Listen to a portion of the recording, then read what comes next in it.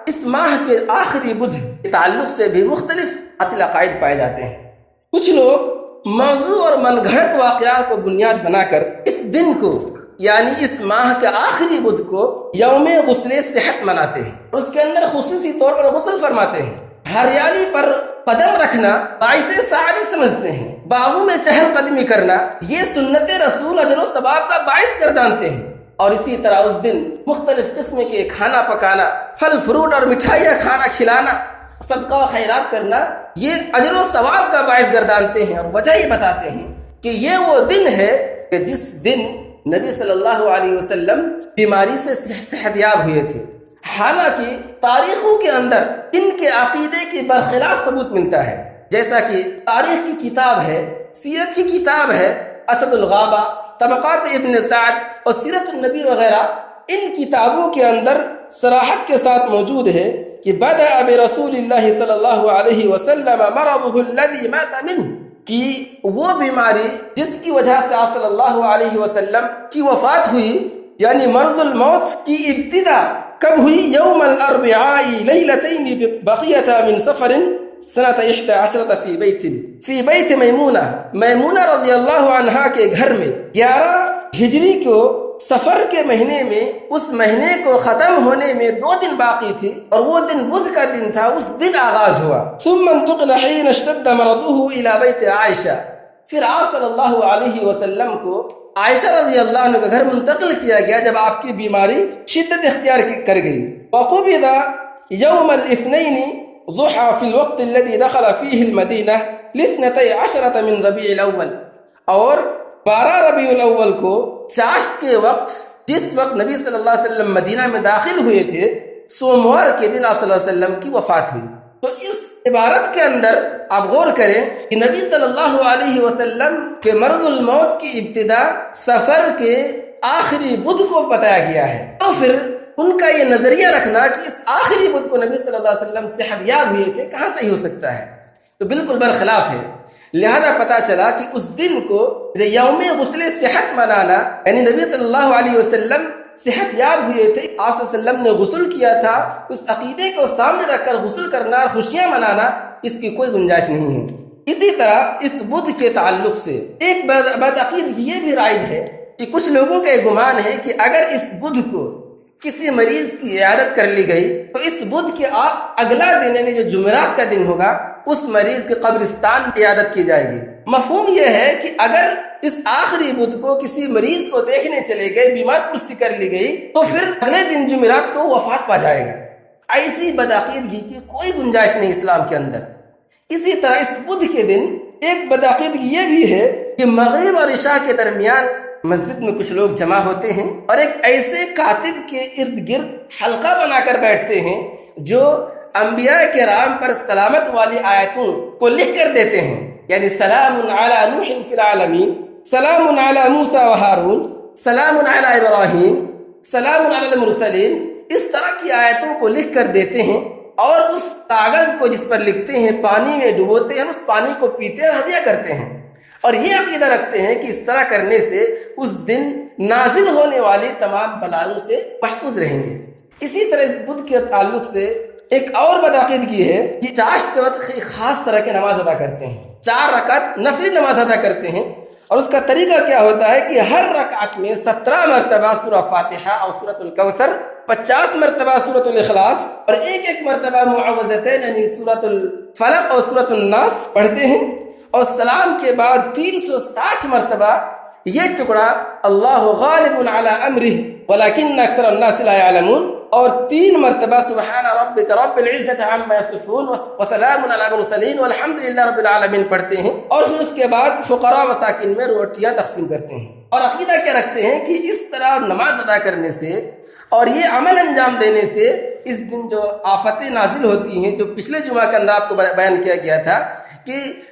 ان کا یہ عقیدہ ہے کہ اس ماہ کے اندر 9,20,000 بلائیں نازل ہوتی ہیں، تو ان تمام بلاؤں سے کیا ہے محفوظ رہیں گے۔ تو دیکھیے کیسی کیسی بدعقیدگیاں مسلمانوں کے اندر درائی۔ ممکن ہے کوئی یہ شخص کہہ سکتا ہے کہ چاشت کے وقت تو ویسے بھی نماز مشروع ہے جسے صلاۃ الضحیٰ کہا جاتا ہے، تو اگر ہم اس وقت بعض مخصوص طریقے سے تو 4 رکعت نماز ادا کر لیتے اس میں کیا حرج ہے، کون سا گناہ کا کام کر لیا؟ لیکن سنیے، اسلام یا دین اتباع کا نام ہے، ابتداء کا نام نہیں ہے۔ نبی صلی اللہ علیہ وسلم نے جو طریقہ بیان کیا ہے اس طریقے پر عمل کرنا یہ دین ہے، اور اپنے طور پر کوئی طریقہ ایجاد کر لینا یہ دین نہیں ہو سکتا ہے، تو بدعت ہے۔ اس سے بڑی خرابی اور کیا ہوگی کہ ایک تو آپ بلا ثبوت اور بلا دلیل کے اس مہینے کے اندر آفتوں اور مصیبتوں کو دعوت دیں، اور پھر مصیبتوں سے چھٹکارا پانے کے لیے عجیب عجیب واقعات گڑھیں اور عجیب عجیب اعمال انجام دیں۔ نبی صلی اللہ علیہ وسلم کی حدیث ہے، من عمل عملا لیس علیہ امرنا فہو رد،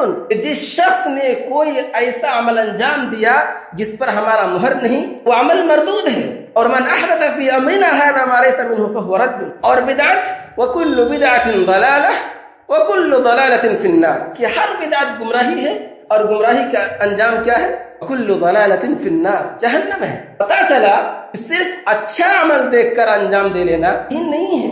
ہمیں یہ صرف یہ نہیں دیکھ لینا چاہیے کہ یہ عمل اچھا ہے، بلکہ ہمیں یہ دیکھنا پڑے گا کہ اس اچھا عمل کا ثبوت بھی ہے یا نہیں ہے، نبی صلی اللہ علیہ وسلم کا کیا طریقہ ہے اس اچھا عمل انجام دینے کے لیے۔ آپ کو ایک مثال دیتا ہوں حدیث رسول سے۔ 3 صحابہ کرام ازواج مطہرات کے پاس تشریف لائے، جیسا کہ حدیث انس بن مالک رضی اللہ عنہ راوی ہیں، فرماتے ہیں جاء 3 رہط الى بیوت ازواج النبی صلی اللہ علیہ وسلم، کہ 3 لوگوں کی جماعت نبی صلی اللہ علیہ وسلم کی کسی بیوی کے گھر تشریف لائی، یسألون عن عبادت النبی صلی اللہ علیہ وسلم، اور وہ نبی صلی اللہ علیہ وسلم کی عبادت کے سلسلے میں دریافت کیا کہ آپ صلی اللہ علیہ وسلم کا معمول کیا ہے، آپ کیسے عبادت انجام دیتے ہیں۔ فلما اخبروا، جب انہیں خبر دی گئی آپ صلی اللہ علیہ وسلم کا یہ طریقہ ہے، آپ صلی اللہ علیہ وسلم ایسے ایسے عبادت انجام دیتے ہیں، کأنہم تقالوها، تو جب انہوں نے آپ صلی اللہ علیہ وسلم کے معمول کو سنا تو اپنے آپ کو بہت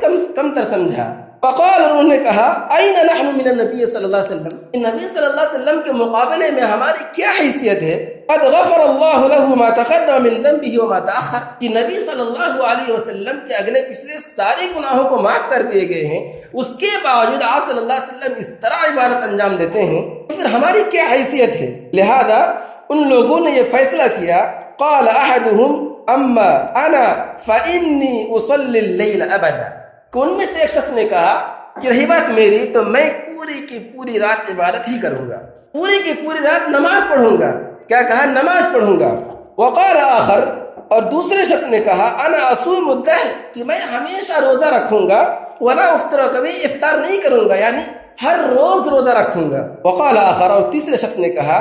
کہ انا اعتزل النساء، کہ میں بیوی سے کنارہ کشی اختیار کر لوں گا، فلا تزوج ابدا، اور کبھی بھی بیوی سے صحبت نہیں کروں گا یا شادی نہیں کروں گا۔ تو ان 3 صحابہ کرام نے کیا فیصلہ کیا؟ ایک نے کہا کہ میں پوری رات نماز پڑھوں گا، ایک نے کہا کہ میں ہر روز ہمیشہ کیا ہے روزہ رکھوں گا، ایک نے کہا کہ عبادت کی خاطر میں بیوی کے پاس ہی نہیں جاؤں گا۔ تو آپ دیکھیے عمل کیا ہے، نماز پڑھنا، روزہ رکھنا اور دیگر عبادت کے لیے بیوی کے پاس نہ جانا، یہ کوئی خراب چیز ہے؟ لیکن جب نبی صلی اللہ علیہ وسلم تشریف لائے اور آپ کو خبر دی گئی، ایسے ایسی بات ہے کہ 3 لوگ آئے تھے، آپ کی عبادت کے بارے میں سوال کیا اور بتایا گیا، تو انہوں نے ایسا ایسا فیصلہ کر کے گیا۔ لہذا فجاء رسول اللہ صلی اللہ علیہ وسلم الیہ، کہ نبی صلی اللہ علیہ وسلم ان کے پاس گئے، اور دوسری حدیث میں ہے فحمد اللہ واثنى علیہ، کہ اللہ رب العالمین کی تعریف بیان کی، یعنی خطبہ پڑھا اور کہا فقال انتم الذین قلتم کذا وکذا، کیا تم ہی وہ لوگ ہیں جنہوں نے ایسی ایسی بات کی ہے؟ ایک دوسری حدیث میں ما بال اقوام یقولون کذا وکذا، کہ لوگوں کو کیا ہو گیا ہے کہ وہ ایسی ایسی بات کر رہے ہیں، اور فرمایا اما واللہ انی لاخشاکم للہ واتقاکم لہ، کہ سنو کہ میں تم میں سب سے زیادہ رب العالمین سے ڈرنے والا ہوں اور سب سے زیادہ میرے اندر تقوی ہے، خشیت الہی ہے، لیکنی اصوم و افطر، لیکن اس کے باوجود میں کیا ہے روزہ بھی رکھتا ہوں، افطار بھی کرتا ہوں، یعنی ایک دن روزہ رکھتا ہوں تو کبھی روزہ رکھتا بھی نہیں ہوں، ایسا نہیں کہ میں ہمیشہ روزہ رکھتا ہوں، واصلی وارقد، اور میں نماز بھی پڑھتا ہوں اور سوتا بھی ہوں، وَأَتَزَوَّجُ النِّسَاءَ اور میں بیوی سے ملتا بھی ہوں، فَمَنْ رَغِبَ عَنْ سُنَّتِي فَلَيْسَ مِنِّي سن لو جو شخص میری سنت سے، میرے طریقے سے اعراض کرے وہ مجھ سے نہیں ہے۔ تب اندازہ لگائیں کہ صرف اچھا عمل دیکھ لینا ہی کافی نہیں ہے، بلکہ اس اچھا عمل کو انجام دینے کے لیے یا کوئی بھی عمل قبول ہونے کے لیے یہ ضروری ہے، سب سے پہلی چیز اخلاص، اور دوسری چیز متابعت رسول۔ نبی صلی اللہ علیہ وسلم نے جو طریقہ بتایا ہے اس طریقے کے مطابق انجام دینا، تبھی وہ عمل قابل قبول ہو سکتا ہے، ورنہ وہ عمل ثواب کے بجائے عقاب کا ثواب بن سکتا ہے، وبال جان کا باعث بن سکتا ہے۔ لہذا ضرورت اس بات کی ہے کہ ہم جو بھی عمل انجام دیں پہلے دیکھ لیں کہ اسلام کے اندر اس کی گنجائش ہے بھی یا نہیں، نبی صلی اللہ علیہ وسلم کا کیا طریقہ رہا ہے اس عمل کو انجام دینے کے لیے، اس کے بعد ہی ہم کو یہ قدم اٹھائے اور عمل انجام دیں۔ رب العالمین ہمیں اس بات کی توفیق عطا فرمائے۔